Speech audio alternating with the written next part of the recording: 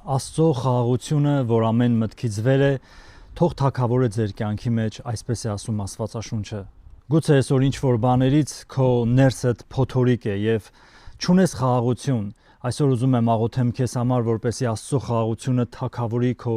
մտքի մեջ, քո սրտի մեջ, քո հոգու մեջ եւ դու իսկապես ունենաս կատարյալ խաղաղություն, վստահելով Աստծուն, հավատալով Աստծո տված ամեն մի խոստումներին, չնայելով քո կյանքի փոթորիկներին, այլ վերցրու Աստծո խոսքը որպես քեզ ապավեն, որպես քեզ զորություն։ Եվ աղոթում եմ, որպեսզի Աստված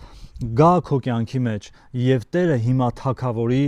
քո կյանքը լցնելով կատարյալ խաղաղությամբ։ Սիրելի Հայր, ես աղոթում եմ այն մարդկանց համար, ովքեր որ այսօր փոթորիկների մեջ են, ում կյանքի մեջ որ բարձացել է Տեր փոթորիկ, Հիսուսի անունով թող խաղաղվի ամեն մի փոթորիկ։ Տեր Հիսուսի զորավոր անունով թող քո կյանքի բոլոր փոթորիկները հենց հիմա հանդարտվեն եւ խաղաղվեն։ Ով Տեր, ինչպես դու հրամայեցիր փոթորիկներին եւ կատարյալ խաղաղություն տիրեց, այսօր աղոթում եմ բոլոր քույր եղբայրներիս համար, ովքեր հայտնվել են փոթորիկների մեջ, ովքեր հայտնվել են Տեր իմ Աստված